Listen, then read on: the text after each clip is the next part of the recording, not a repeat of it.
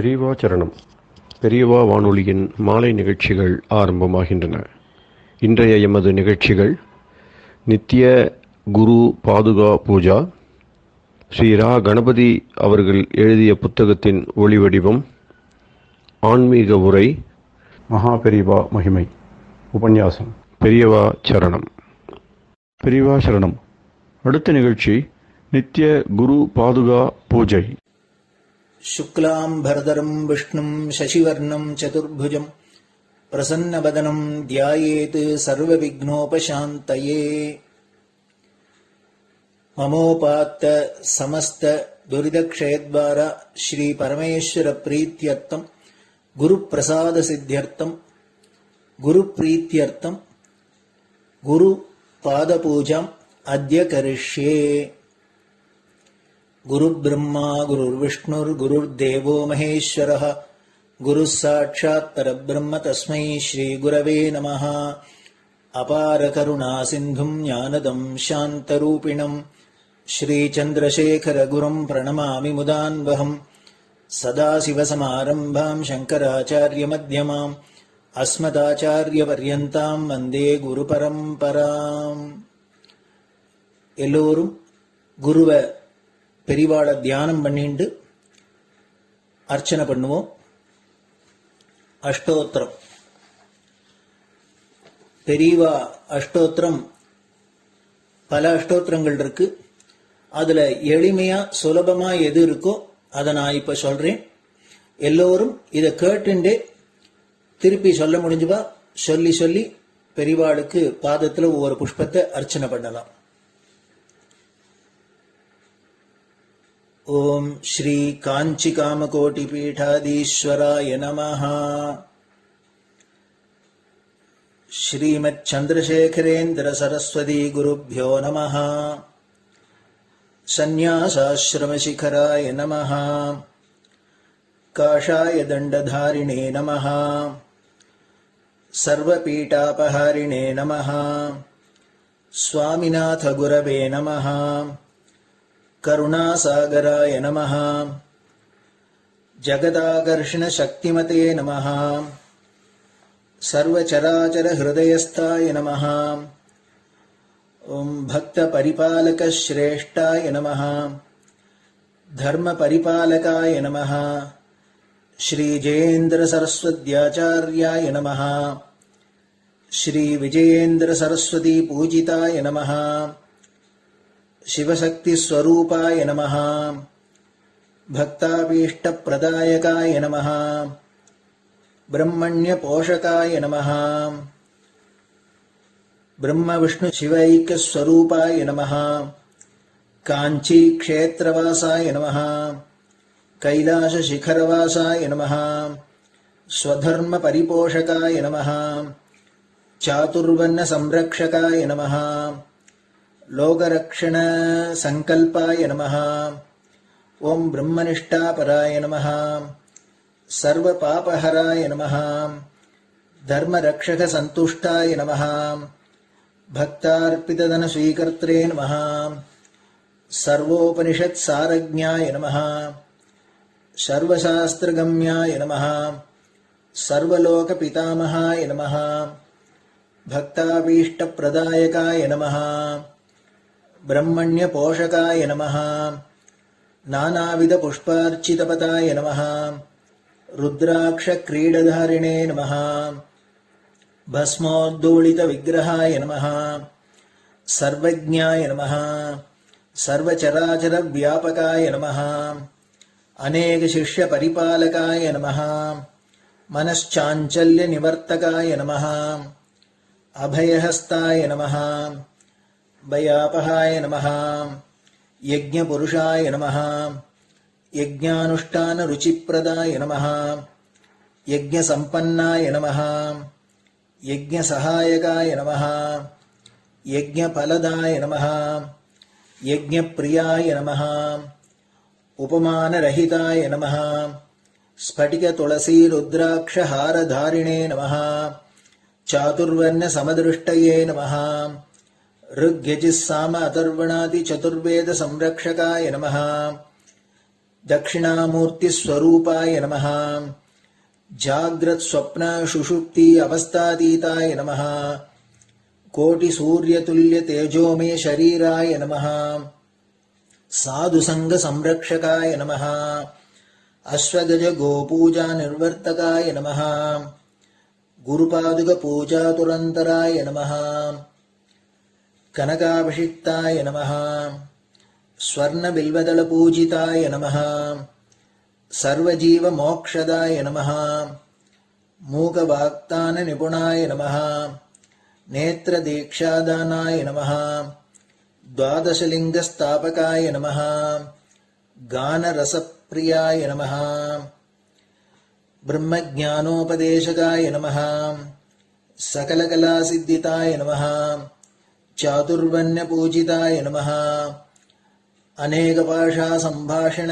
कोविताय नमः अष्टसिद्धिप्रदायकाय नमः ओम श्री शारदामठ सुस्थिताय नमः नित्यान्नदान सुप्रीताय नमः प्रार्थना मात्र सुलभाय नमः पादयात्रा प्रियाय नमः नानाविध मतपंडिताय नमः श्रुति स्मृति पुराणज्ञाय नमः देव यक्ष किन्नर किंपुरुष पूज्याय नमः श्रवणानंदकर कीर्तये नमः दर्शनानंदाय नमः अद्वैतानंदभरिताय नमः अव्याच करुणामूर्तये नमः शैव वैष्णवादिमान्याय नमः श्री शंकराचार्याय नमः दंडकमंडलोहस्ताय नमः वीणा मृदंग सकलवाद्यनाथस्वरूपाय नमः रामकथा रसिकाय नमः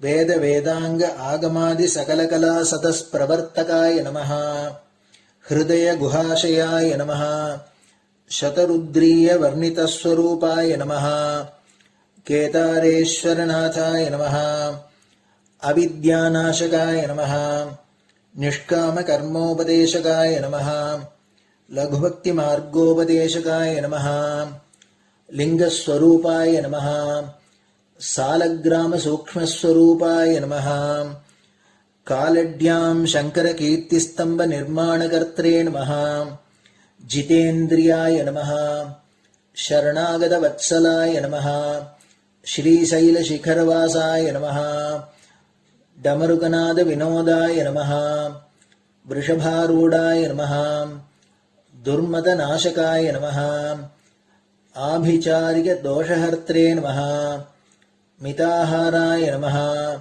मृत्युविमोचकशक्त्याय नमः श्रीचक्रार्चनतत्पराय नमः दासानुग्रहकारकाय नमः अनुराधानक्षत्रजाताय नमः सर्वलोकख्यातशीलाय नमः वेंकटेश्वरचरणपद्मषट्पदाय नमः श्री महात्रिपुरसुंदरी समेत श्री चंद्रमौलीश्वर पूजाप्रियाय नमः श्रीमच्चंद्रशेखरेन्द्र सरस्वती सद्गुरु परब्रह्मणे नमः गुरुभ्यो नमः परमगुरुभ्यो नमः परमेष्टिगुरुभ्यो नमः परात्परगुरुभ्यो नमः गुरुपरम्पराभ्यां नमः गुरुपादुकाभ्यां नमो नमः.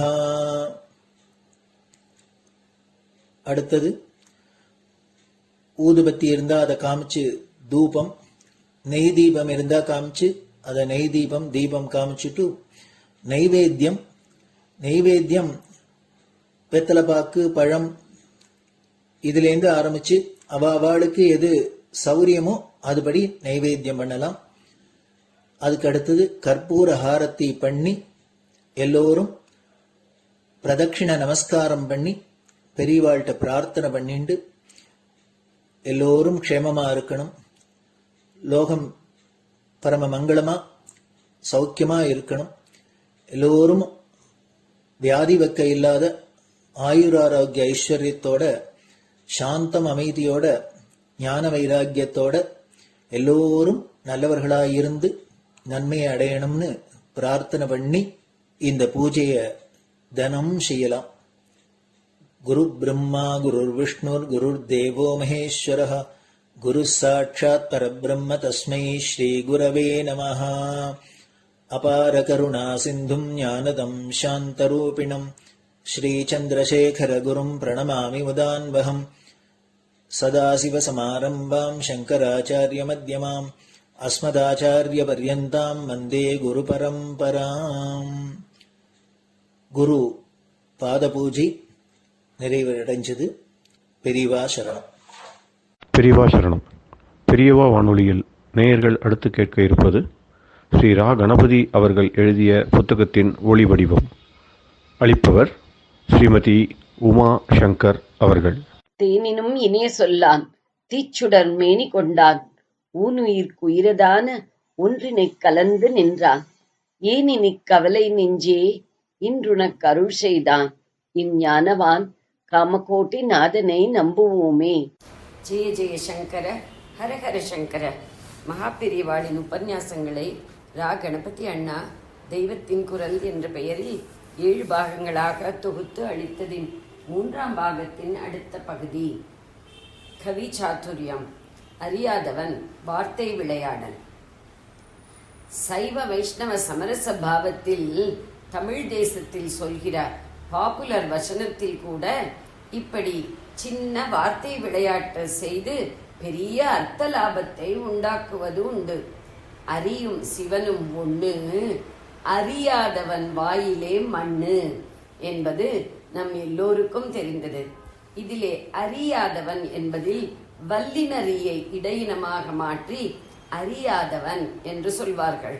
ஹரியாகிய யாதவ குல கண்ணன் என்று அர்த்தம். அவன் வாயிலே மண்ணை போட்டு கொண்டு விட்டு யசோதைக்கு லோகம் முழுவதையும் காட்டினான் அல்லவா? அதைத்தான் அரி யாதவன் வாயில் மண்ணு என்பது. சரி, அறியும் சிவனும் ஒன்று என்று சொல்லிவிட்டு இப்படி ஒன்று, இவர்களிலே ஹரி லோகம் முழுவதையும் காட்டினவன் என்று எதற்காக சொல்ல வேண்டும்? எதற்காகவா? இதிலேயும் பெரிய தத்துவம் இருக்கிறது. ஒரே பிரம்மம்தான் ஹரி சிவன் 2 பேரும். அதனாலே அவர்கள் ஒன்றேதான். ஆனால் அந்த ஒரே பிரம்மத்தை நிர்குணம் சகுணம் என்று 2 நிலைகளில் நாம் பாவிக்க வேண்டியதாய் இருக்கிறது. இந்த 2இல் லோக விவகாரம் அடிபட்டு போன நிர்குணம்தான் சிவன். லோக விவகாரத்தை நடத்தும் சகுணமே ஹரி. மண்ணை தின்று லோகம் முழுவதையும் தன் வாயில் அடங்கி இருப்பதாக அவன் காட்டின போது இந்த உண்மையைத்தான் உருவகப்படுத்தி இருக்கிறான். அறியாதவன் வாயில் மண்ணு என்று சொல்லி இதை ஞாபகப்படுத்திவிட்டால், முதல் வரியில் சொன்ன அறியும் சிவனும் என்பதில் விட்டுப்போன சிவன் நிர்குணம் என்பதில் விட்டுப்போன சிவன் நிர்குணம் என்பதையும் சொன்னதாகிவிடுகிறது. ரீயை ரீயாக கூட மாற்றாமல் அறியாதவன் என்ற ஒற்றை வார்த்தையை அரி யாதவன் என்று 2ஆக பண்ணிக்கொண்டாலே போதும். அரி யாதவன் வாயிலே மண்ணு என்றாலே அறியும் சிவனும் ஒன்னானாலும் இவர்களில் யாதவனாக வந்து மண்ணை தின்னவன் சகுண பிரம்மம் என்று அறி. அதனால் இன்னொருவன் நிர்குணம் என்றும் அறி என்று அர்த்தமாகிவிடும். ஓர் எழுத்தை எடுப்பதில் அர்த்த வினோதம். ஒரே ஒரு எழுத்தை ஒரு ஸ்லோகத்தில் அது வருகிற இடங்களில் எல்லாம் எடுத்து விடுவதால் நிந்தா ஸ்லோகமாக இருப்பது பெரிசாக புகழும் ஸ்தோத்திரமாக மாறிவிடுகிறது. சீதா ராவண சம்வாத ஜரி என்று சாமராஜ நகர் ராமசாஸ்திரி என்பவர் எழுதியிருக்கிறார். காசி சௌகம்பா பிரசுரத்தார் அச்சு போட்டிருக்கிறார்கள். அதில் 18வது ஸ்லோகம் சீதையும் ராவணனும் பேசிக்கொள்வதாக அமைந்திருக்கிறது ஸ்லோகம். ராவணன் சீதையிடம் ராமனை ஒரேடியாக நிந்தித்து ஸ்லோக ரூபத்தில் திட்டுகிறான். அதற்கு பதிலாக சீதை கல தம் அசக்ரின் மா ஸ்பிருஷகிரா என்கிறாள். போக்கிரியே, இப்படி அவரை உன் வார்த்தையால் திருப்பி திருப்பி தொடாதே என்று அர்த்தம், மேம்போக்கான அர்த்தம். கல போக்கிரியே, தம் அவரை, கிரா வார்த்தையால், அசக்ரித் திருப்பி திருப்பி, மாஸ்பிருஷ தொடாதே. ராவணன் வாயால் ஸ்ரீ ராமச்சந்திரமூர்த்தியை பற்றி பேசுவது அவரை எச்சிலால் தொடுகிறார் போல் சீதாதேவிக்கு அபச்சாரமாகப்பட்டது போல் இருக்கிறது. இது மேம்போக்கான அர்த்தம் என்றால் உள்ளே புகுந்து பார்த்தால் என்ன அர்த்தம்? அப்போது தம் என்றாலே அவரை என்று அர்த்தமில்லை. தம்கிரா என்றால் த என்ற எழுத்துள்ள வார்த்தையால் என்று அர்த்தம் ஏற்படும். போக்கிரியே என்ற ராவணனை கூப்பிட்டு திருப்பி திருப்பி தகாரம் உள்ள வார்த்தையால் ராமரை தொடாதே என்பதாக பொருள் உண்டாகும். சம்ஸ்கிருதத்தில் தாவிலேயே 4 வித ஒலிகள் இருப்பதில் முதலான த மட்டும் இங்கு குறிப்பிடப்படுகிறது. அவன் ராமனை என்னென்னவோ நிந்தித்தானே, அந்த வார்த்தைகளில் த நிறைய வருகிறது. அந்த தவையெல்லாம் எடுத்து போட்டுவிட்டு படித்து பார்த்தாயானால் தெரியும் என்று உள்ளர்த்தம். அவன் சொன்ன நிந்தா ஸ்லோகம் என்ன? அதில் வருகிற தகாரத்தை எல்லாம் நீக்கிவிட்டால் அதன் அர்த்தம் என்னவாகும்? அதல்பம் நித்ராளுகு ரஜனீஷு குவாக் துர்கததமகா மகா காதர்யாட்யோ மனசி விதுத புரோஜ்வலயசாகா வதான் மாம்சாதானாம் பகு விமலதலாபௌ ஜனகஜே கதம் ஸ்லாக்யோ ராமகா என்பது ராவணன் சொன்னது. இதில் கடைசி வரியிலேயே சீதை சொன்ன பதிலும் சேர்ந்து அது முழு வரியாகி ஸ்லோகம் பூர்த்தி அடைகிறது. கதம் ஸ்லோக்யோ ராமகா கல தம் அசக்ருத் மாஸ்பிருஷகிரா. ராவணன் சொன்னதற்கு என்ன அர்த்தம் என்றால், ஏ ஜனகபுத்திரியே, ராமன் ராத்திரியில் படுத்துக் கொள்கிறானே, அவனுக்கென்று ஒரு படுக்கை உண்டா? பெரிய திண்டுகள் போட்டுக்கொண்டு ஏகபோக்கியங்களோடு காமுகனான ராவணன் சயனம் செய்ததை சுந்தரகாண்டத்தில் வர்ணித்திருக்கிறது. ஸ்ரீராமரோ இந்த சமயத்தில் தபஸ்வியை போல ஜட்டாமுகுடதாரியாக காட்டில் கட்டாந்தரையில் சயனம் செய்து வந்தார். அதைத்தான் ஒரு படுக்கைக்கு கூட வக்கில்லாதவன் என்று இடித்து காட்டுகிறான். ராமனுக்கு நல்ல வார்த்தை பேச வராது. இவனிடம் சரணாகதி பண்ணி சமாதானமாக பேசி தூது அனுப்பாததால் இப்படி சொன்னான் போலிருக்கிறது. அல்லது இவனுக்கு நல்ல வார்த்தை பேச தெரியாததால் தர்மங்களையே சதாவும் பரம அன்போடு பேசிக் கொண்டிருப்பவரை இப்படி தூற்றியிருப்பான். ராமன் தீன நிலையில் ரொம்ப ரொம்ப கீழே போய்விட்டான்.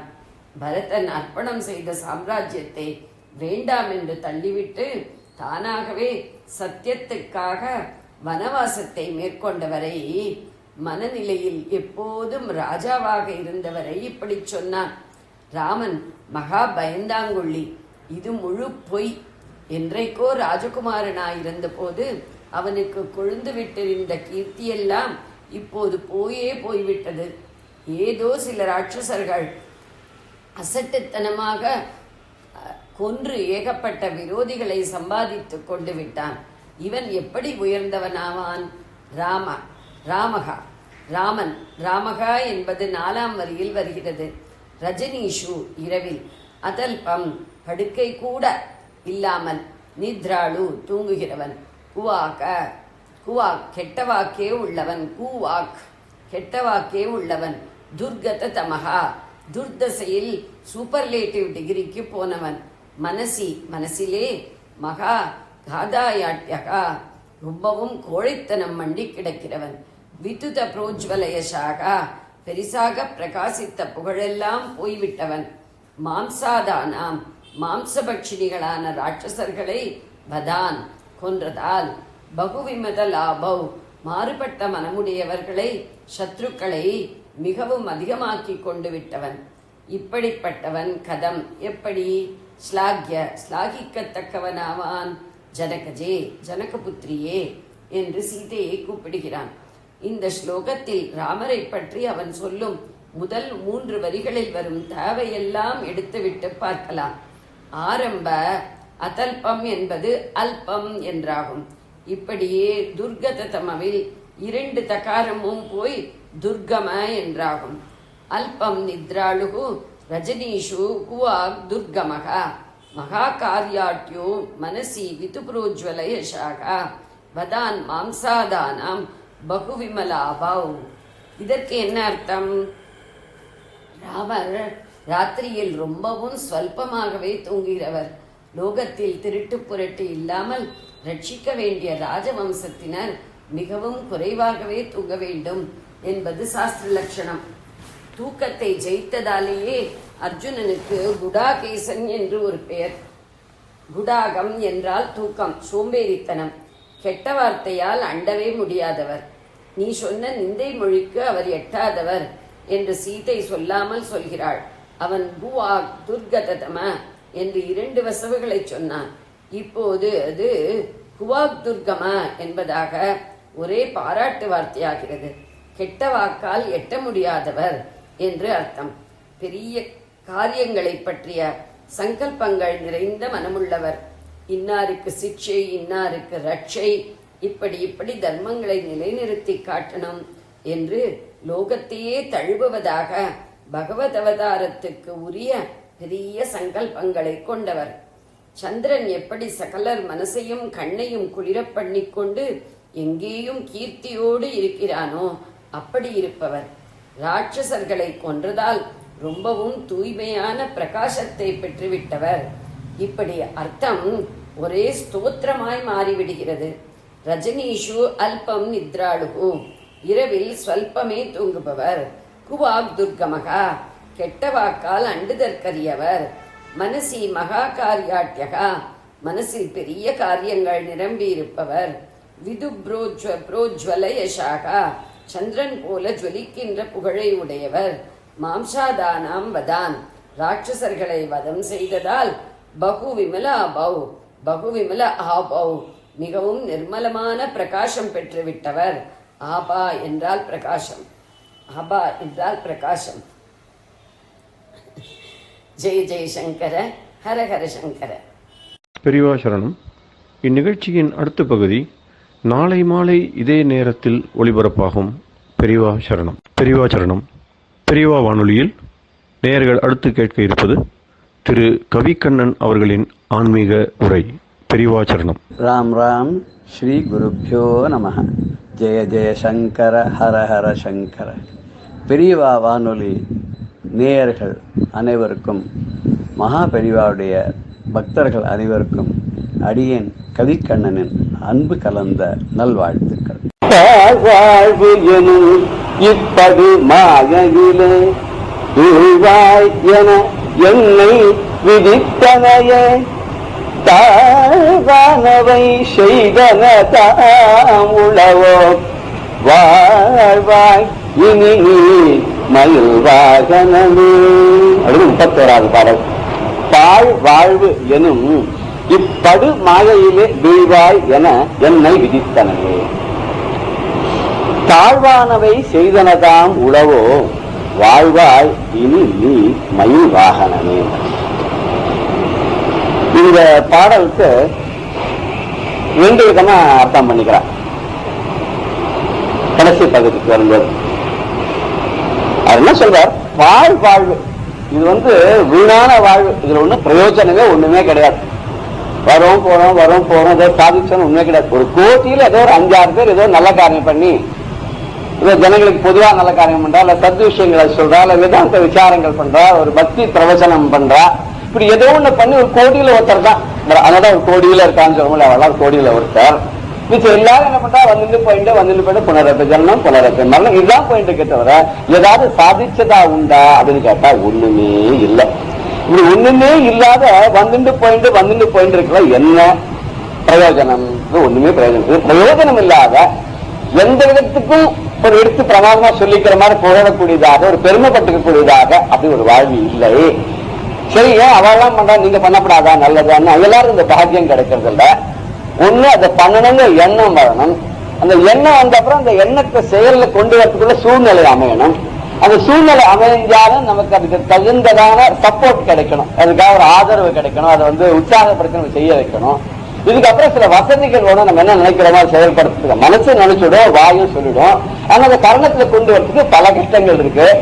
ஒரு சாதாரண ஒரு அன்ன சத்திரம் கட்டணும் அப்படின்னு ஒருத்தர் நினைக்க மனசா நினைச்சா போறோமோ இல்லையா? உத்தியமேனவே வித்தியந்தி காரியாணி நான் மனோரதைகின்னு, அதாவது முயற்சி பண்ணி வந்தாதான் இது நடக்கிறத மனசு நினைச்ச ஒரு காரியம் நடக்காது. அதுக்கு என்ன காரணம் சொல்றாங்கன்னாக்கா, விக்கிரியத்தை நான் கண்டாதி காவகா கீரை விவர்த்தித்தான். ஒரு மாடு இருக்கு, பசுமாடு இருக்கு, பால் வெப்பி போயிடுது. அதுக்கு வந்து ஒரு அதுக்கு கொம்புக்கு வர்ணத்தை பூசியோ அதுக்கு உடம்பு நிறைய துணிமணிகள் பட்டு துணி எல்லாம் போட்டு இந்த மாட்டு பொங்கலை கொண்டு வராங்க. இந்த மாதிரி அழகா அலங்காரம்லாம் பண்ணி அதுக்கு மணி எல்லாம் அடிக்கணும் விக்கிரியன்ட்டு நான் கண்டாது அந்த மணி எல்லாம் அடிக்கணும் போல விற்கவே விற்காதான். ஏன்னா தாரகா கீரை வைத்தான் பால் வெட்டி போடுறதுனால என்ன பிரயோஜனம்? எல்லாத்துக்கும் வந்து உத்தியமேனையவே சித்தியாச்சு. அதுக்கு முயற்சி பண்ணாதான் காரியம் சித்திக்கும். காரியானி நான் மனோரத்தைன்னு அடிச்சு விட்டான். வெறும் மனசுல இருக்கிற அபிலாஷைக்கு ஒரு மனோரத்தம் இந்த கண்ணுங்க எண்ணாந்தாமத்திரம் போறாது.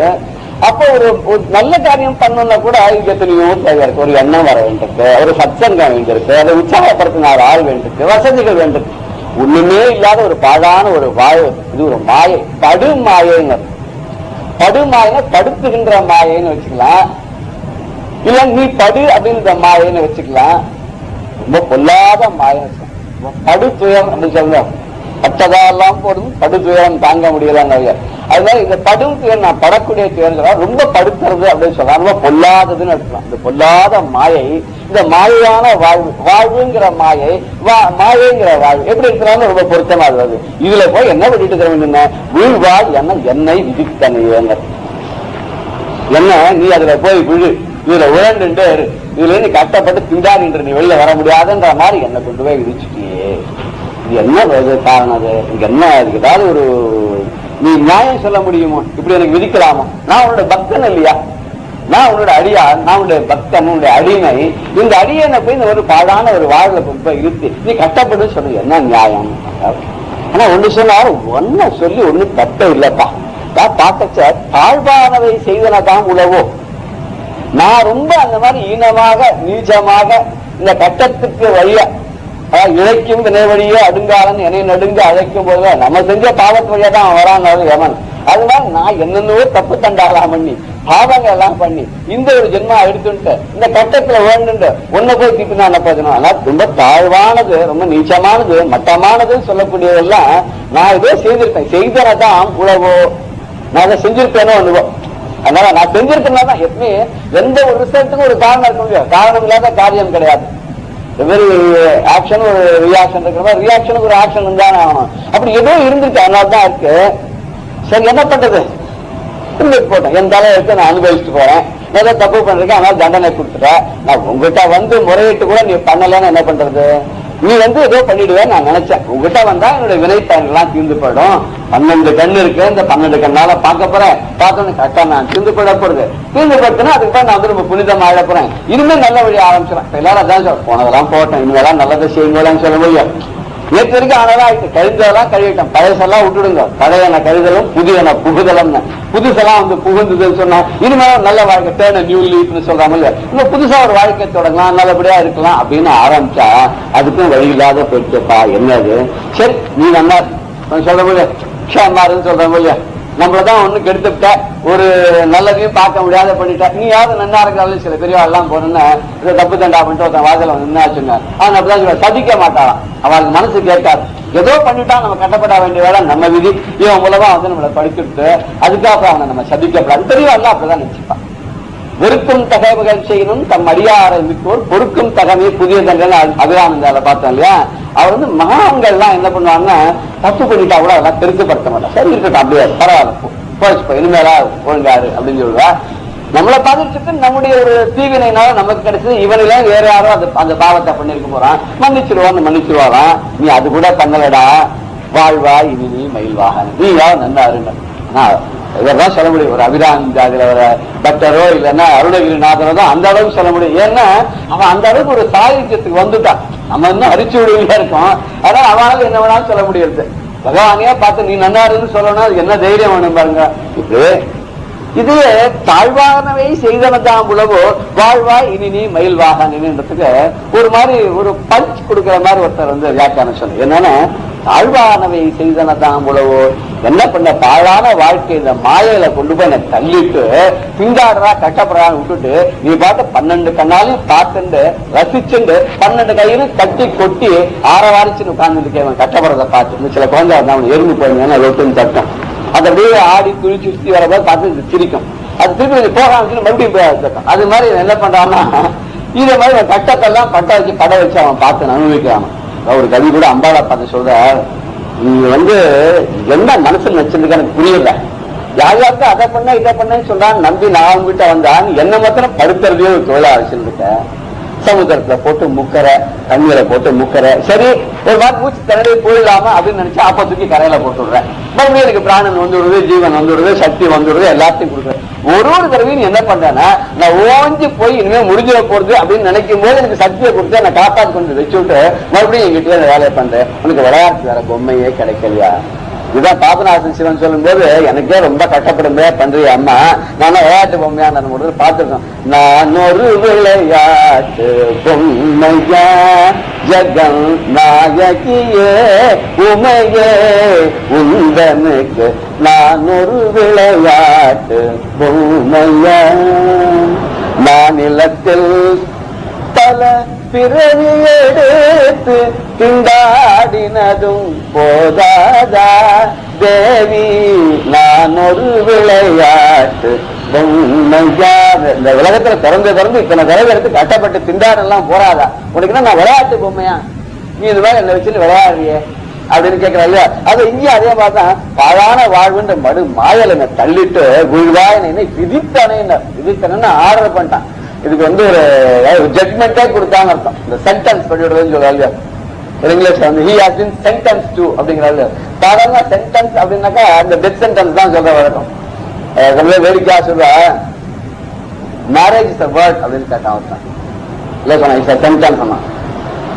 those who are not married is a word but those who are married is sentence. இந்த சென்டென்ஸ்னா இந்த வாக்கியம் அர்த்தம் இல்லையா, இது ஒரு பனிஷ்மெண்ட் அர்த்தமா. சென்டென்ஸ் பனிஷ்மெண்ட், இங்க விதித்தனைங்கிறது இங்க ஒரு பனிஷ்மெண்டா. எனக்கு இப்படி ஒரு பனிஷ்மெண்ட் கொடுத்த என்ன பழவான வாழ்வு திண்டாடணும்னு சொல்லி என்ன நீ இப்படி கீழே அனுப்பிச்சிட்ட பச்சா, இது ஒரு பனிஷ்மெண்ட் மாதிரி பண்ண. பழவானை செய்ததான் கூட இதை விட கேவலமா யாரா பண்ணுவாளா ஐயா? ஒரு பக்தனுக்கு போய் இந்த மாதிரி வஞ்சகமா இந்த மாதிரி ஒரு விதிச்சு அந்த கஷ்டப்படும்படியா பண்ணி இதை விட கீழ்த்தரமா யாரா பண்ணுவாளா அப்படின்னு சொல்லிட்டு இப்படி நீ பண்ணாலும் மறுக்கும் தகவல் செய்யணும் யான் உன்னை வாழ்த்துவன் அருளியோ. ஆனா நீ என்ன வேண்டாம்னு ஒதுக்கி தள்ளா கூட நான் உன்னை விட மாட்டேன், நான் உங்ககிட்டயே அதே முகக்கடியில கூட அதே தான் சொல்றேன். நீ என்ன மறந்து வேண்டாம் தள்ளி விட்டா கூட நான் எப்போதும் உன்னுடைய பாகத்தையே பிடித்துக் கொண்டு தொங்கிக் கொண்டிருப்பேன் அப்படின்னு சொல்ற. அது மாதிரி வாழ்வாய் இனி நீ மயில்வாக அப்பா நீயா நன்னா க்ஷேமமா இருங்கிறார். நீ சந்தோஷமா திருப்தியா எத்தனை படை வீடுகளுக்கு அத்தனை உட்கார்ந்து காலா காலத்து அபிஷேகங்கள்லாம் பண்ணு, அலங்காரங்கள்லாம் பண்ணு, பக்த கோடிகள்லாம் உன்னை பாடி ஆடி உன்னை சுதி பண்ணி சீரல் சிறப்பா விழாக்கள்லாம் கூட நல்லா சேமா இரு, நான் அப்படியே திண்டாடிட்டு இருக்கேன் அப்படின்னு ஒரு சட்டம். அதாவது இப்படி சொன்னாலாவது அவன் அங்கேயிருந்து ஓடி வந்து தன்னை காப்பாற்றுவான் அப்படின்ற ஒரு காரணத்துக்கு அது மாதிரி சொல்றார். இது ஒரு தமிழ் பாட்டுல கூட எப்படி சொல்றாருன்னா மனமில்லையோ மால் மருத கந்தருள் புரிந்திட கந்த முருகா மனமில்லையோ மால் மருத உனை என்றும் நினையா நெஞ்சகன் நானோ உனதடி பணியா பஞ்சகந்தானோ மனமில்லையோ மால் மருதா. உனக்கு என்ன மனசே இல்லையா மால் மருதா? எனக்கு கனிந்து அருள் பண்ணணுங்கிறதுக்கு உனக்கு என்ன கொஞ்சம் கூட எண்ணம் நல்ல எண்ணமே இல்லையா, தயவே இல்லையா? நான் என்ன உன்னை என்னைக்கு நினைக்காத ஒரு மனசு உடையவனாக்கணும், என் மனசுல உன்னை நினைச்சுக்கவே இல்லையா? உன்னை நினையாத நெஞ்சகனா இல்ல உன்னுடைய பாதமலர்கள் பணியாத வஞ்சகனா? நெஞ்சகனும் இல்ல வஞ்சகனும் இல்ல. அப்படி இருக்கும்போது ஏன் உனக்கு மனசுல என்னை காப்பாற்றுறதுக்கு? அறுபடை வீடுகள் அமர்ந்திடும் அழகா அடியேன் என்னை நீ மறத்தலும் அழகா.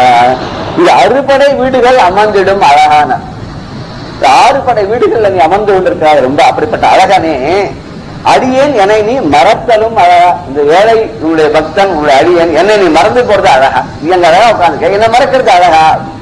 குரமகள் கணவா குருநகை குமர குந்தலாம் விளங்கும் பூவேல் அமர.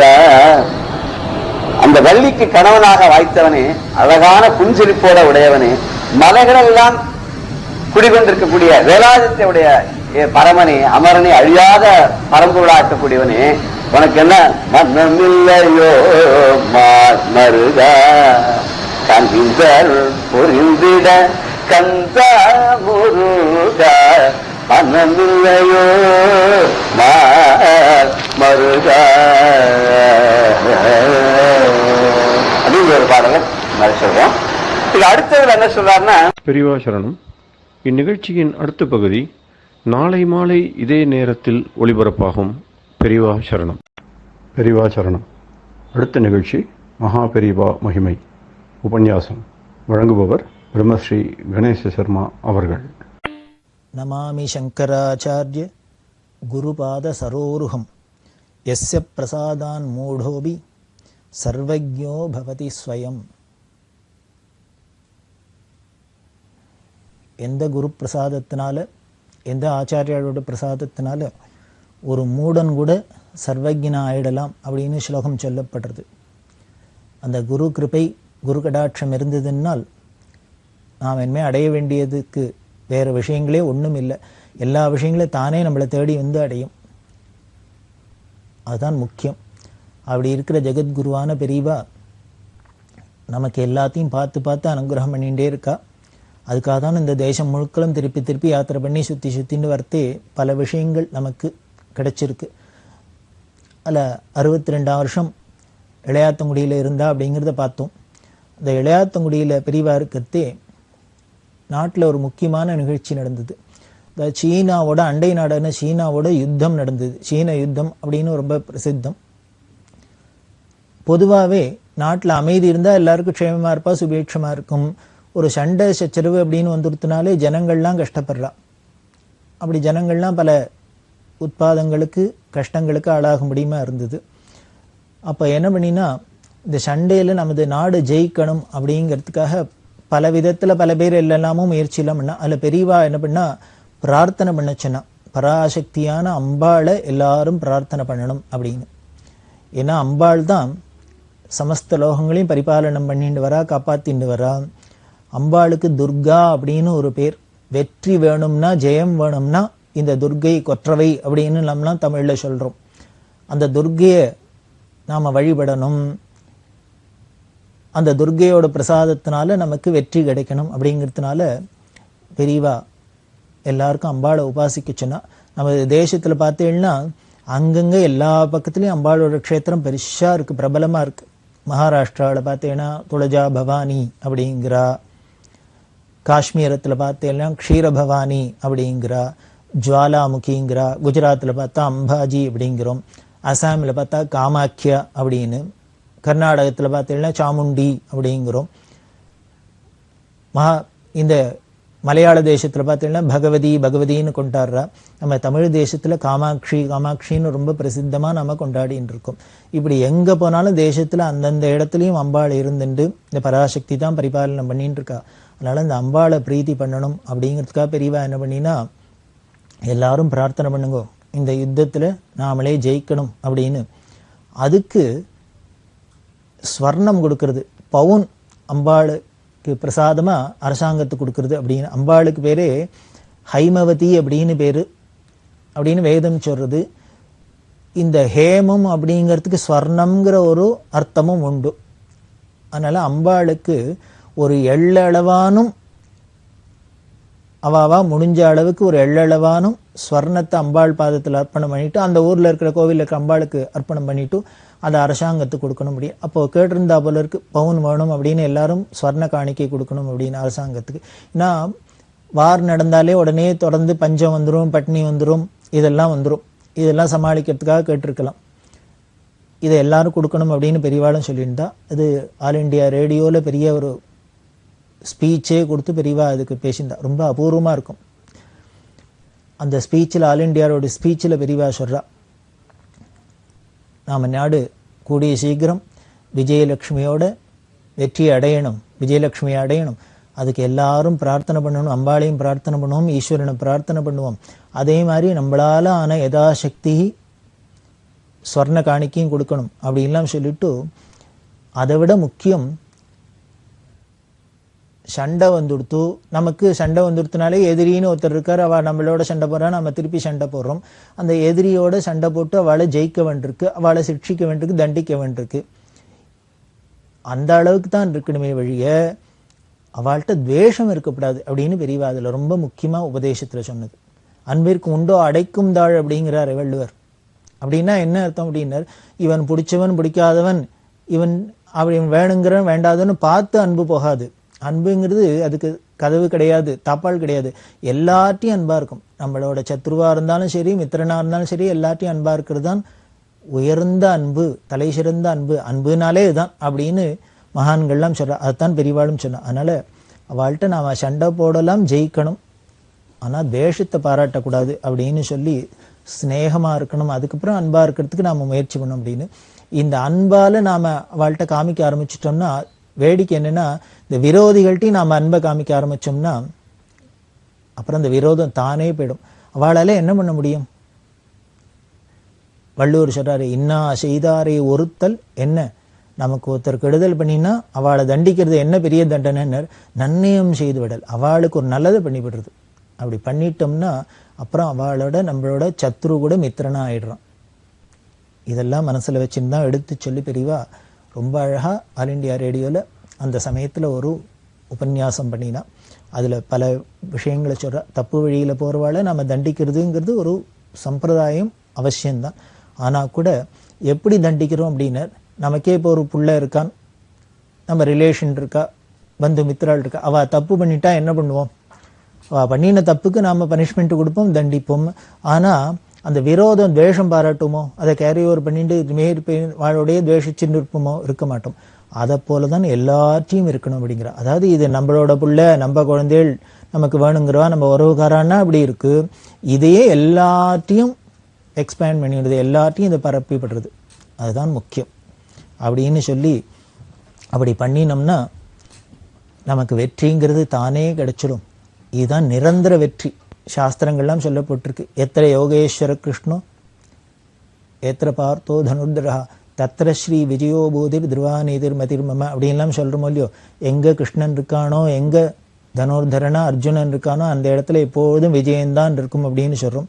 மூகபஞ்சசிதியிலையும் மூகாச்சாரியால் சொல்ற, சமர விஜய கோடி சாதகானந்த தாடி பரமசிவபதோடி பாதுமாம் காமகோடி அப்படின்லாம் சொல்ற. சமர விஜய கோடி அப்படின்னா, சமரம்னா யுத்தம். அந்த யுத்தத்துல கோடியா கடைசி என்னென்ன ஜெயிச்சுறது தான், சண்டையில ஜெயிக்கிறது தான் அதுக்கு முடிவு. அது மாதிரி பராசக்தி நமக்கு இருக்கு, கிருஷ்ணரோட கிருபை இருக்கு, அதனால நமக்கு வெற்றி கிடைக்கும் அப்படின்னு சொல்லிட்டு இந்த விஜயலட்சுமியை, இந்த வெற்றியை நாம வரவேற்கிறதுக்கு ரெடியா இருக்கணும். அதாவது ஒரு உயர்ந்த மனுஷாலாம் வந்தா நமக்கு பிடிச்ச வந்தா பூர்ண கும்பத்தோட வரவேற்கிறோமோ இல்லையோ, அது மாதிரி இந்த விஜயலட்சுமி இந்த யுத்தத்துல நமக்கு வெற்றியை எப்படி வரவேற்கணும் அப்படிங்கிறதுக்கு பெரியவா ரொம்ப அழகா சொல்றா. இந்த பூர்ண கும்பத்தோட 8 மங்கள திரவியங்களோட வரவேற்கணும் அப்படின்னு. அந்த 8 மங்கள திரவியம் என்ன? தேங்காய், வெத்தலைப்பாக்கு, பழம், புஷ்பம், இது மாதிரியா? மஞ்சள், குங்குமம், இது மாதிரியா? பெரியவா என்ன தெரியுமா சொல்றா? அந்த 8 மங்கள திரவியங்களா, இதோட நாம அந்த வெற்றியை வரவேற்கணும். அந்த 8 என்னன்னு பார்ப்போம். ரொம்ப முக்கியமானது. 1, அகங்காரம் இல்லாத இருக்கிறது. 2வது, ஒத்துமையோட எல்லாம் சேர்ந்து ஒரு காரியத்தை பண்றது. 3வது, தியாக புத்தியோட இருக்கிறது. 4வது, பகைவர்களுக்கும் துவேஷம் இல்லாத இருக்குது, பகைவர்கள்கிட்டையும் துவேஷம் இல்லாத இருக்கிறது. அதே மாதிரி 5வது, எல்லா லோகமும் க்ஷேமமா இருக்கணும்னு ஈஸ்வரன்ட்ட எப்பொழுதும் பக்தியில பிரார்த்தனை பண்றது. 6வது, பொய்ய இல்லாத இருக்கிறது, பொய்மையை விளக்கிறது, அதாவது சத்தியமா இருக்கிறது. 7வது, எல்லாரும் ஒரு தலைமைக்கு கீழே எல்லாரும் சேர்ந்து இருக்கிறது, அதாவது அவாவா தானே தலைவர் தலை வேண்டும், அதாவது அகம்பாவம் இல்லாத இருக்கிறதுன்னு அர்த்தம். இப்படி எல்லாரும் ஒரு தலைமைக்கு கீழே சேர்ந்தாப்புல இருக்கிறது, காரியம் செய்யறது. 8வது, நன்னடத்தை, சீலம், ஒழுக்கம். இந்த 8 மங்கள திரவியங்களோட நாம விஜயலட்சுமியை வரவேற்கிறதுக்கு தயாரா இருப்போம் அப்படின்னு பெரியவா அந்த உபன்யாசத்துல சொன்னா. இது ஏதோ 1962 வருஷம் சீன யுத்தத்துக்கு சொன்னது இல்லை. நமக்கு எப்பொழுதுமே யுத்தம் நடந்துட்டே இருக்கு. நம்ம மனசுல பார்த்தீங்கன்னா என்ன கொந்தளிப்பு, எவ்வளவு யுத்தம். காமம், குரோதம், லோபம், மோகம், மதம், மாத்சரியம் அப்படின்லாம் பகைவர்கள்லாம் சூழ்ந்துன்னு இருக்கா. இது அத்தனையும் அப்பப்போ ஜெயிக்க வேண்டியிருக்கு. அது அத்தனையும் ஜெயிக்கிறதுக்கு, நிரந்தரமான வெற்றி அடையறதுக்கு இந்த 8 பாயிண்ட்டை ஞாபகம் வச்சுனாலே போரும். இந்த 8ஐயும் நாம இருந்தோம்னாலே அவ்வளவுதான் பூர்ணம், பூர்ண கும்பம். நிரம்பிட்டோம். நிரம்பிட்டாலே வெற்றி தான், விஜயம்தான் அப்படின்னு சொன்னா. இதுல ஒரு விஷயம், நம்மளோட சண்டை போடுற வாழ்க்கையும் நம்ம பிரியத்தை காமிக்கணும், அன்பா இருக்கணும், ஸ்நேகத்தை பாராட்டணும்னு சொன்னாலோ இல்லையோ, இது முடியுமா யாராலையானும்? பெரியவா எப்படி இருந்தா அதை பார்க்கணுமே. பெரியவா பார்த்தா மைத்ரீம் பஜத்தை அப்படின்னு ஒரு பாட்டு எல்லாரும் கேள்விப்பட்டு, ரொம்ப அபூர்வமான விஷயம். எம்எஸ்எம்மா யுனைடெட் நேஷன்ஸ்க்கு போகிறதே அங்கே பாடுறதுக்கு அழைப்பு அனுப்பியிருந்தா அந்த யுனைடெட் நேஷன்ஸில் போய் பாட போகிறா. ஒரு சர்வதேச அரங்கத்தில் நமது பாரத கலாச்சாரம் எப்படி போய் பரிமளிக்கிறது அப்படிங்கிறது காமிக்கிறது. இதெல்லாம் ஐக்கிய நாடுகள் சபையில் எவ்வளவோ தேசம் இருக்குது, எவ்வளவோ அது அதுக்குன்னு பிராச்சீன கலைகள் இருக்குது, எல்லாம் இருக்குது. அது அத்தனையும் தாண்டி இந்த பாரத தேசத்தில் அதுவும் நம்ம கர்நாடக சங்கீதத்துக்கு இவ்வளோ ஒரு பெருமை இருக்குது அப்படின்னு அவள் அதை ரெக்கக்னைஸ் பண்ணி அங்கே வந்து கச்சேரி பண்ண முடியும்னு சொன்னால் அது எவ்வளோ பெரிய கௌரவம். நம்ம நாட்டுக்காக இருக்கட்டும், நமது சங்கீதத்துக்காக இருக்கட்டும், இந்த கலைஞர்களுக்காக இருக்கட்டும், இது அத்தனைக்கும் சேர்ந்து கிடைச்ச ஒரு கௌரவம் இல்லையா. அங்கே யுனைடெட் நேஷன்ஸ்க்கு எம்எஸ்எம்மா பாட போனால் அப்போ பெரியவா அனுகிரகத்தை வந்து கேட்கறதே தான் பெரியவா அனுகிரகம் பண்ணி என்ன பண்ணால் மைத்ரி பஜத்தை அப்படிங்கிற இந்த பாட்டையும் எழுதி கொடுத்து, அது அப்புறம் வசந்த் தேசாய் அப்படின்னு ஒரு பெரிய பிரபல இசை மேதை அவர் அதுக்கு இசையமைச்சு கொடுக்க எம்எஸ்எம்மா பாடினா உலகத்தில் எல்லாரும் பாடின்னு இருக்கோம். அதோட அர்த்தமே ரொம்ப அபூர்வமானது. இப்போ இந்த சீன யுத்தத்தும் போது பெரியவா சொன்னத்தை தான் அதை பாட்டா சொல்லியிருக்கா. மைத்ரீம் பஜத அகில ஹிருஜேத்ரீம் ஆத்மவதேவ பரானபி பஷ்யத யுத்தம் தெஜத ஸ்பர்தாம் தெஜத அப்படின்லாம் சொல்றா. மைத்ரீம் பஜத அப்படின்னா அன்பா இருங்கோ, அன்பா இருக்க பழகிங்கோ. அப்படி அன்பா இருக்க பழகினோம்னா எதை ஜெயிக்கலாம்னு. அகில ஹிருஜேத்ரீம் உலகத்தில் உள்ள அத்தனை இதயங்களையும் ஜெயிச்சுடலாம். நாம மண்ண டெரிட்டரியை ஜெயிச்சு பிரயோஜனம் இல்லை, அந்த உலகத்தில் உள்ள அத்தனை ஜீவராசிகள் அத்தனை மனசையும் நாம ஆகர்ஷணம் பண்ணிடலாம், ஜெயிச்சுடலாம். அப்படிதான் பெரியவா இருந்தாளே. அவ அன்பு மயமா இருந்ததுனால உலகத்தில் உள்ள அத்தனை ஜீவராசிகளும் பெரியவாள்கிட்ட பிரியமா இருந்ததே. பார்த்தமே, நிதர்சனமா பார்த்தமே. இந்த மித்திரபாவத்தோட இருந்ததுனால உலகம் முழுக்கலும் அவ அத்தனை பேர் மனசையும் ஜெயிச்சாளே. காடுடைய சுடலை பொடி பூசி என் உள்ளம் கவர்கள்வன் அப்படின்னு ஞானசம்பந்தர் சொல்ற. பரமேஸ்வரன் என்ன பண்றாரு, அத்தனை பேரோட மனசையும் அபகரிச்சுக்கிறாங்கிற. சித்தச்சோரன் அப்படின்னு கிருஷ்ணரை சொல்றோம். கிருஷ்ணர் சித்தச்சோரன்னா என்ன, அத்தனை பேர் மனசையும் அவர் ஆகர்ஷணிக்கிறது, வசப்படுத்திக்கிறது. எதனால, அன்புனால, பிரேமையினால. அதான் சொல்றா அகில ஹிருஜேத்ரி ஆத்மபதேவ பரானபி பஷ்யத. ஒன்ன மாதிரியே, ஒன்னு ஆத்மா மாதிரியே எல்லாத்தையும் பாரு அப்படிங்கிற. யுத்தம் தெஜத்த, சண்டை போடுறத விடுங்கோ, ஆக்கிரமிக்கத்தை விடுங்கோ. நம்மள்கிட்ட எத்தனை இருந்தாலும் இன்னொருத்தட்ட இருக்கிறத போய் சாமான எடுத்துக்கிறதுலாம் நமக்கு ஒரு ஆசை இருக்கு. அதெல்லாம் விடுங்கோ அப்படிங்கிறா. காரணம் என்னென்ன, ஜனனி பிருத்திவி காமதுகாஸ்தே ஜனகோ தேவஹா சகல தயாளு அப்படிங்கிற. காமதேனு மாதிரி ஜனனியா நமக்கு பெத்த தாயார பூமாதேவி இருக்கா, நம்ம கேட்டதெல்லாம் கொடுக்கறதுக்கு, நம்ம கேட்டதெல்லாம் அனுகிரகம் எடுத்து சகல தயாளுவா பரமேஸ்வரன் இருக்க, ஈஸ்வரன் இருக்கிறதே. நாம இன்னொருத்தரத போய் ஆக்கிரமிப்பானே, இன்னொருத்தரத எடுப்பானே, ஆசைப்படுவானே. அதனால எல்லாத்தையும் அன்பா இருங்கோ அப்படின்லாம் சொல்றா இல்லையா. அப்படி இருந்த பெரியவா எல்லாத்தையும் அன்பா தான் இருந்தா அப்படிங்கிறதுக்கு சாட்சி என்னன்னு, ஒரு நாளைக்கு காஞ்சிபுரத்தில் இருக்கிறதே தங்கிட்ட கைங்கிற நல்ல கோடை காலம், அக்னி நட்சத்திரம்னு வச்சுக்கோளேன். அப்போ என்ன பண்ணா, திடீர்னு மத்தியானம் தங்கிட்ட கைங்கரி மண்டவாள்கிட்ட கூப்பிட்டு, உள்ள மோர் இருக்கா அப்படின்னா, தயிர் இருக்கா, மோர் இருக்கா, இருக்கு அப்படின்னு.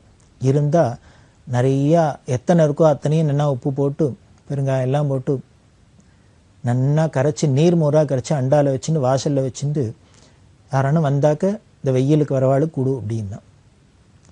இந்த சமயத்தில் ஒரு அன்டைமாக இருக்குது, இப்போ எதுக்கு இது நீர்மோர் கரைச்சி கொடுன்னு சொல்கிறா பெரியவா தெரியல. பெரியவா சொல்லியாச்சு. இவா அண்டாவில் எடுத்துன்னு போய் ஒரு அண்டால நீர்மோர், ஒரு அண்டால தீர்த்தம் வச்சுன்னு பெரியவா உத்தரவு கொடுக்கறதுக்காக கொண்டு வச்சிருக்கா. இவாளுக்கு புரியல, இப்போ யார் வரப்போறா, எதுக்கு இதை வச்சுருக்கோம் அப்படின்னு. அப்படி பார்த்தா கொஞ்ச நேரத்தில் என்ன ஆச்சு, நிறையா தொண்டர்கள் கூட்டம் வர ஆரம்பிச்சுது. கருப்பு சட்டை போட்டு ஒரு நாஸ்திக கட்சியோட தொண்டர்கள். இந்த நாஸ்திக கட்சி மாநாடு ஏதோ அங்கே காஞ்சிபுரத்தில் நடந்திருக்கு போல இருக்கு. அது முடிஞ்சு கொடுத்தோ. அது முடிஞ்சோன்னே தலைவர்கள்லாம் வாவாப்பட்டு காரில் போயிட்டா. இந்த தொண்டர்கள்லாம் எல்லாம் வெயிலில் நடந்து அது வீட்டுக்கு போகிறது. எந்தெந்த வெளியூர்லேருந்துலாம் வந்திருக்காங்க, பஸ்ஸை பிடிச்சி ட்ரெயினை பிடிச்சி இப்படிலாம் போகணுமே.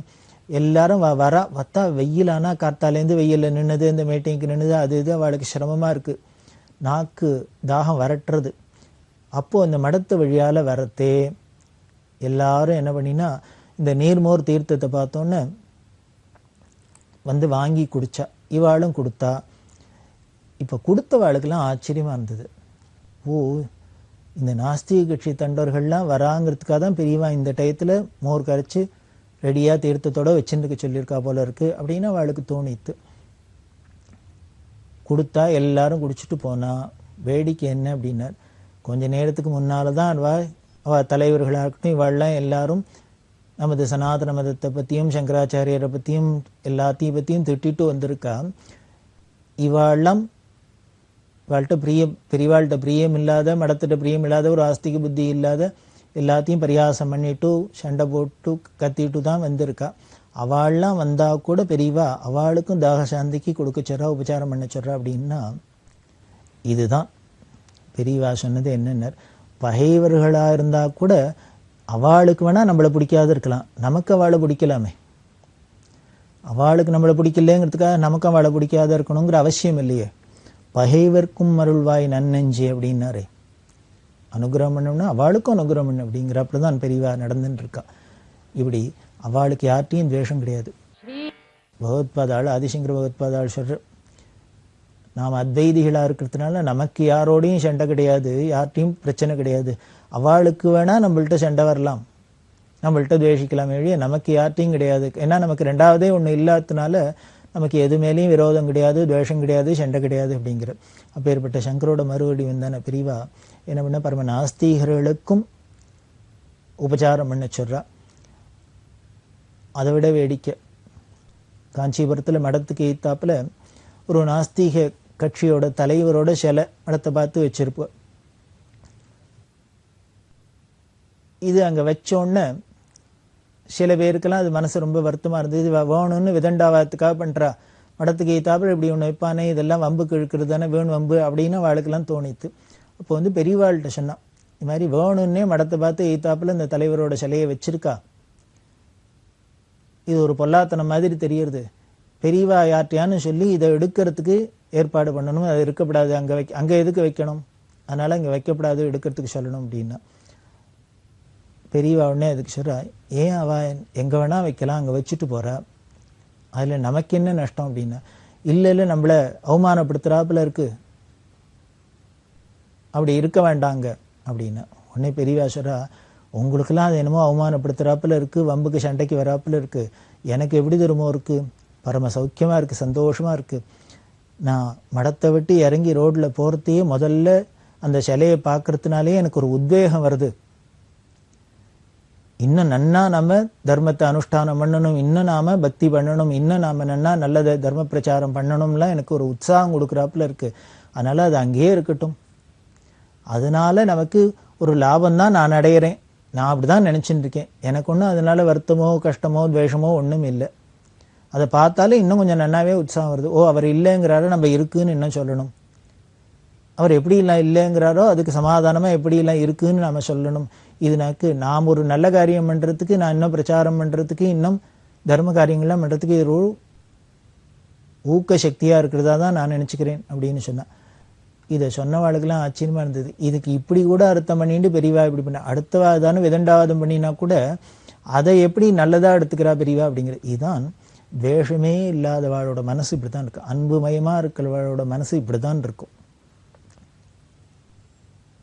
பல வித்வான்கள்லாம் வந்திருக்கா, பெரிய பெரிய வித்வான்கள், அவள்லாம் பெரியவாள்கிட்ட சாஸ்திர விசாரம்லாம் பண்ணிட்டு பேசின்னு இருக்கா. அப்போது ஒரு ஃபாரினர் வந்து நின்றுந்தார். பெரியவா அவர் யார், எங்கேருந்து வந்திருக்கு, எதுக்கு இங்கே வந்திருக்கு, என்ன வேணும்னு கேளு அப்படின்னு விசாரிச்சா அவர் சொன்ன, நான் ஆஸ்திரேலியாவிலேருந்து வந்திருக்கேன், நான் அந்த தத்துவங்கள்லாம் ஆராய்ச்சி பண்ணிட்டு இருக்கேன், ஃபிலாசபியிலெல்லாம் ரிசர்ச் பண்ணியிருக்கேன் அப்படின்லாம் சொன்னார். சரி, இங்கே எதுக்கு வந்தார் அப்படின்னா, எனக்கு ஒரு சந்தேகம், நான் உலகத்தில் பல நாட்டுக்கு போயிருக்கேன், பல மதத்தில் பல மத தலைவர்கள்லாம் பார்த்து பல விஷயங்கள்லாம் கேட்டிருக்கேன், ஆனால் எனக்கு எங்கேயும் தெரியாத ஒரு சந்தேகம் இருக்குது, என் கேட்ட கேள்விக்கு ஒரு பதில் வரல, சரியான பதில், அதை இப்போ பெரியவாள்கிட்ட கேட்கணும்னு வந்திருக்கேன் அப்படின்னு. உடனே பெரியவா சிரிச்சுனேட்டா, சரி இவன் உலகம் முழுக்கலும் போயிருக்கேன், பல தலைவர்களை பார்த்துருக்கேன், பல மதஸ்த தலைவர்கள்லாம் பார்த்து கேட்டிருக்கேங்கிற, அவள்லாம் சொன்ன பதில் அவருக்கு திருப்தியாக இல்லை, அப்படின்னா எங்கிட்ட வந்து கேட்பானே, நான் சொன்னால் மட்டும் திருப்தியாக இருக்குமா அப்படின்னா, என்னை எப்படி தெரியும் எதனால் இங்கே வந்தாருன்னு கேளு அப்படின்னு. உடனே அவர் சொன்னார், வந்தவர் சொன்னார், நான் போகிற இடத்துல பெரியவாளை பற்றி சொன்னா எல்லாரும் பெரியவாளை பற்றி சொல்கிறா, பெரியவாளோட அந்த மேதாவிலாசம் ஞானத்தெல்லாம் பற்றி சொன்னால் அதனால நான் இங்கே வந்திருக்கேன் அப்படின்னு சொன்னேன். என்ன கேள்வி அப்படின்னா, நான் மனுஷனாக பிறந்துட்டேன், மனுஷனாக பிறந்தனோட வாழ்க்கை நெறி என்ன, எப்படி இருக்கணும், ஒரு மனுஷன்னா எப்படி இருக்கணும், வாழ்க்கை நெறி என்ன, எப்படி இருந்தால் நாம் நன்மை அடையலாம், ஸ்ரேயஸ் அடையலாம், இதுதான் என்னோட கேள்வி. இதை எப்படி எடுக்கணும், அதை எனக்கு புரியிறாப்புல சிம்பிளாக பெரியவா பதில் சொன்னோம். பெரியவா கேட்டா, சரி மற்றவாள்லாம் இதே கேள்வி தானே கேட்டிருக்க, அவள்லாம் என்ன பதில் சொன்னா? இல்லை இல்லை, அவள்லாம் சொன்னா, ஆனால் என்னமோ அவள் சொல்கிற பதிலாம்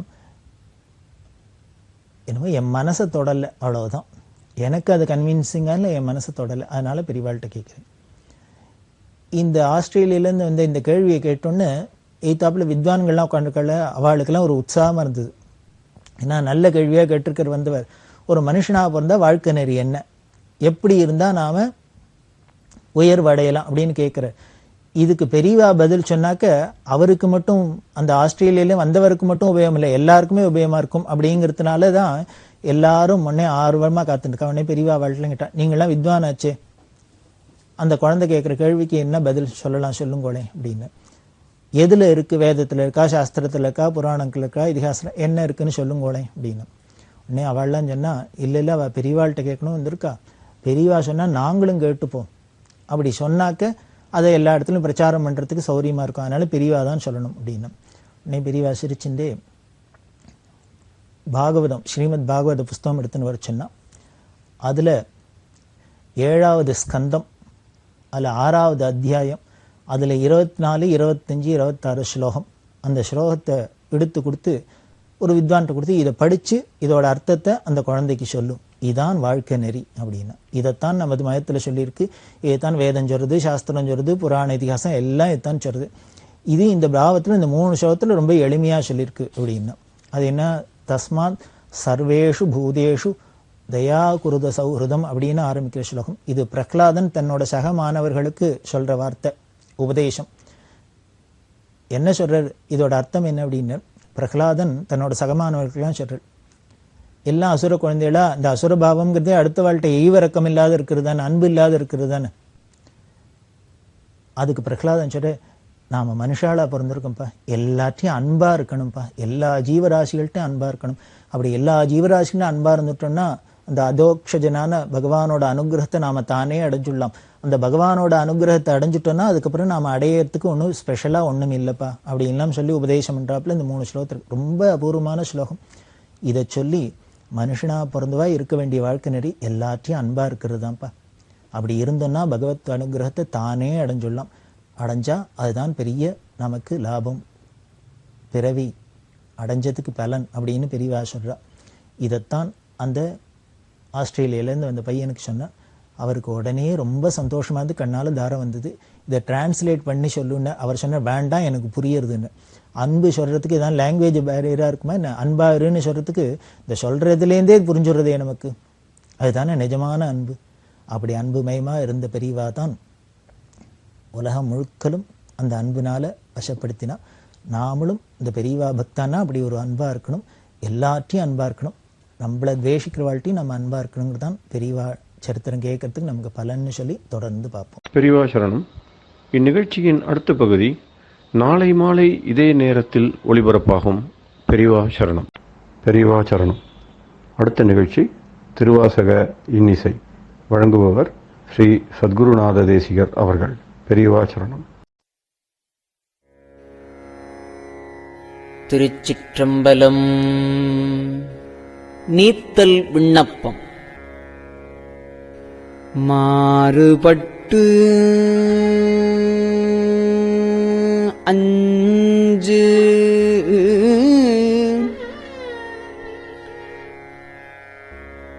என்னை வஞ்சிப்ப யான் உன் மணிமலர்த்தாள்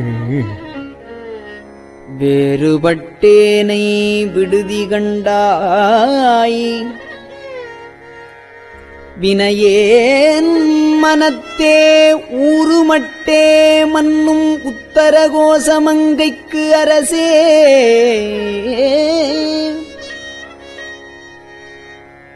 நீறுபட்டே ஒளி காட்டும் பொன்மேனி நெடுந்தகையே. நெடுந்தகை நீ என்னை ஆட்கொள்ளையான் ஐம்புலன்கள் கொண்டு விடுந்தகையேனை விடுதி கண்டாய் விரவார் வெறுவ. அடுந்தகை வேல் வல்ல உத்தரகோசமங்கைக்கு அரசே. கடுந்தகையேன் உண்ணும் தென்னீர் அமுதப் பெருங்கடலே. கடலினுள் நாய் நக்கியாங்கு உன் கருணைக் கடலின் உள்ளம் விடலறியேனை விடுதி கண்டாய் விடலில் அடியார். உடல் இளமே மன்னும் உத்தரகோசமங்கைக்கு அரசே. மடலின் மட்டே மணியே அமுதே என் மதுவெள்ளமே.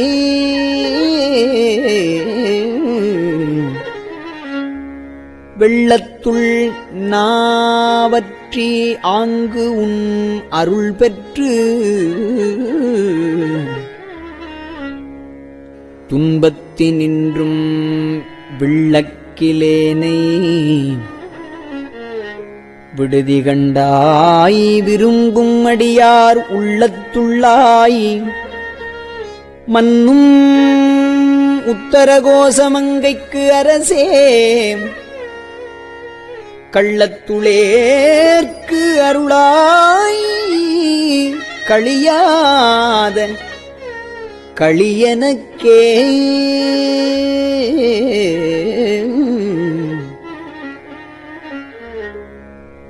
களிவந்த சிந்தையொடு உன் கழல் கண்டும் கலந்து அருள வெளிவந்திலேனை விடுதி கண்டாய். மெய்ச்சுடருக்கு எல்லாம் ஒளிவந்த பூங்கழல் உத்தரகோசமங்கைக்கு அரசே. எளிவந்த எந்தை பிரான் என்னை ஆளுடை என்னப்பனே.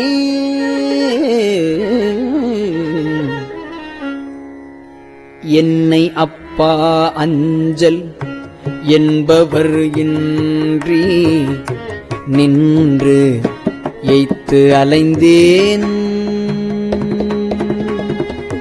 மின்னை ஒப்பாய் விட்டுடுதி கண்டாய் உவமுக்கில் மெய்யே. உன்னை ஒப்பாய் மன்னும் உத்தரகோசமங்கைக்கு அரசே.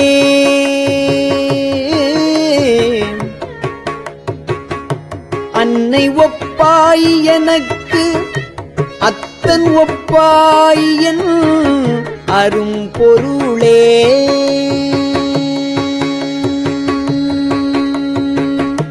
பொருளே தமியேன் புகலிடமே. நின் புகழ் இகழ்வார் பெருளே. என்னை விட்டுடுதி கண்டாய் மெய்மையார் விழுங்கும் அருளே. அணிபொழில் உத்தரகோசமங்கைக்கு அரசே இருளே வெளியே இகபரமாகி இருந்தவனே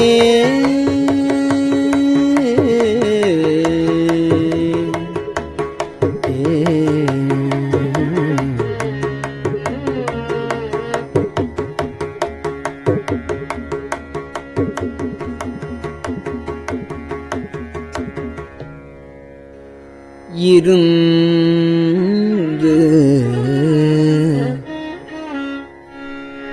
என்னை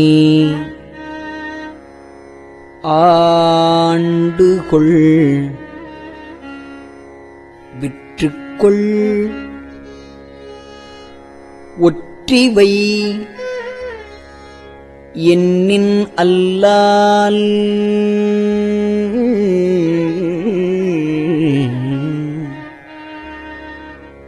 விருந்தினேனை விடுதி கண்டாய் மிக்க நஞ்சு அமுதா அருந்தினனே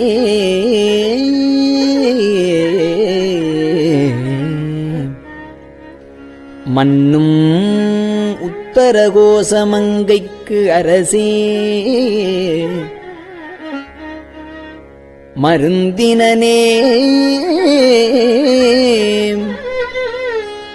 பிறவிப் பிணிப்பட்டு மடங்கினற்கே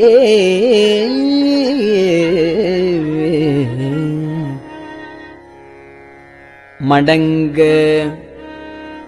என் வல்வினை காட்டை நின் மன்னருள் திக்கொழுவும் விடங்க எந்தன்னை விடுதி கண்டாய் என் பிறவியை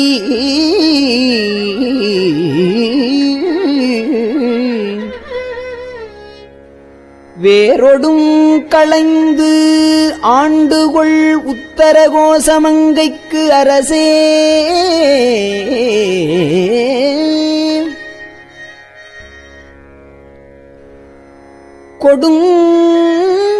கொடுங்கர் இக்குன்றுரித்து அஞ்சுவித்தாய் வஞ்சிக் கும்பினையே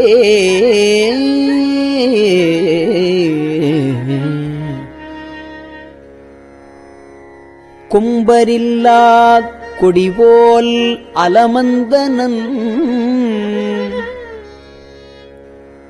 கோமளமே வெம்புகின்றேனை விடுதி கண்டாய் விண்ணர் நண்ணுகில்லா உம்பருள்ளாய் மன்னும் உத்தரகோசமங்கைக்கு அரசே அம்பரமே நிலனே அனல் காலொடு அப்பானவனே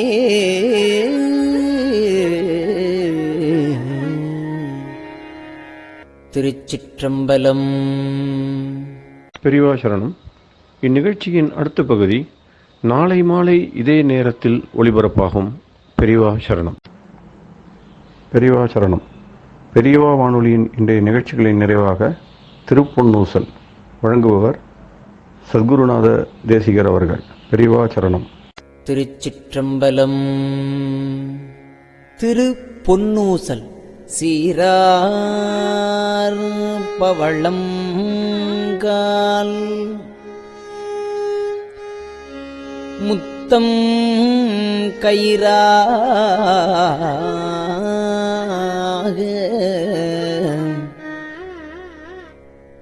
ஏறாரும் பொற்பலகை ஏறி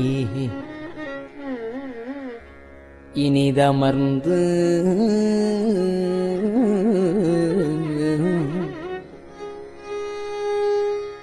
சீரார் பவளம் கால் முத்த முத்தங்கயிறாக ஏறாரும் பொற்பலகை ஏறி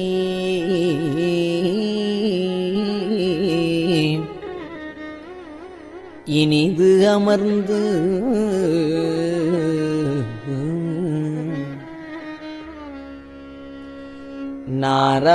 நாராயணன் அறியான் நான் மலர்த்தாள்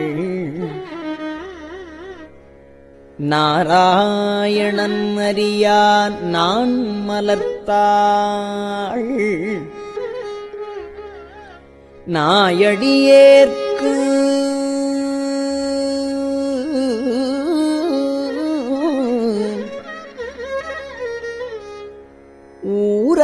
ஊராகத் தந்தருளும் உத்தர கோசமங்கை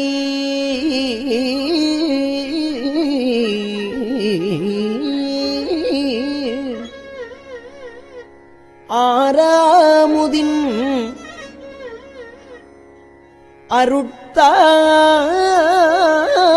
அருட்தாளினை பாடி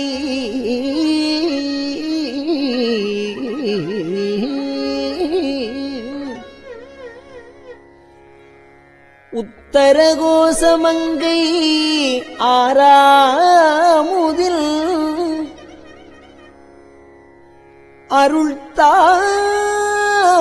அருள்தாளினை பாடி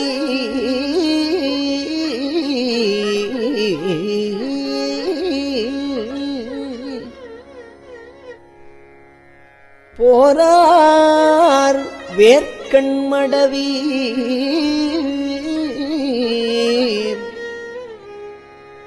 பொன்னூசல் ஆடாமோ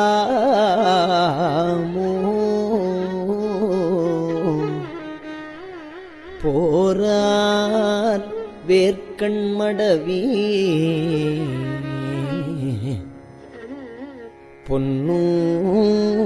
பொன்னூசல் ஆடாமோ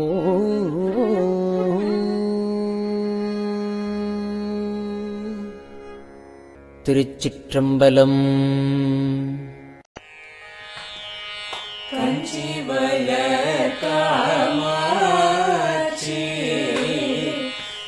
தங்குழந்தாய் சங்கரரே கஞ்சிவல காமாட்சி தங்குழந்தாய் சங்கரரே குரு சந்திரசேகரரே உறங்கிடுவீர்களே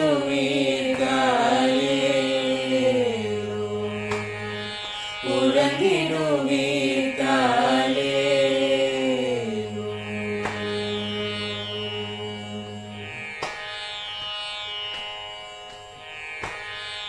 ஆதிகுரு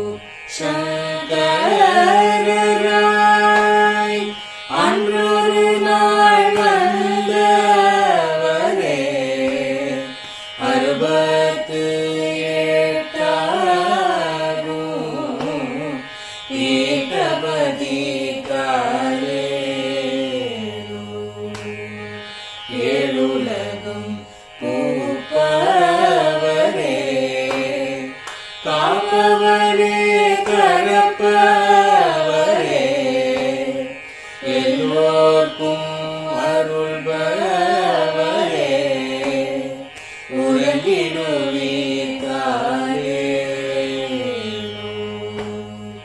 அயனுடனே மாலவனோ தேடிய கோற்பதத்தவரே அருமறைகள் சாற்றும் முயல் மலர்பதமே காலே முக்தி நிலை எய்திடவே சக்தி தரும் சத்குருவே முக்தி நிலை எய்திடவே சக்தி தரும் சத்குருவே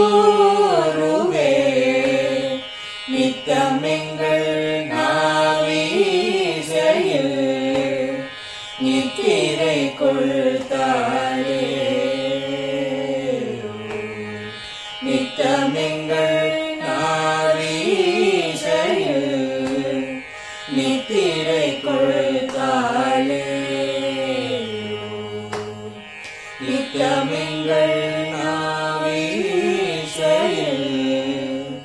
நித்திரை கொள்தாரே.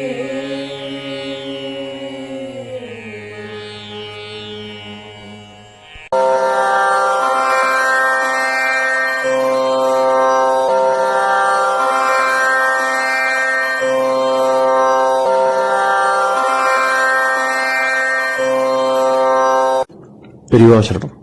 பெரியவா வானொலியின் மாலை நிகழ்ச்சிகள் இத்துடன் நிறைவடைகின்றன. எமது அடுத்த ஒளிபரப்பு நாளை காலை இந்திய நேரப்படி 6 மணிக்கு துவங்கும். பெரியவா சரணம்.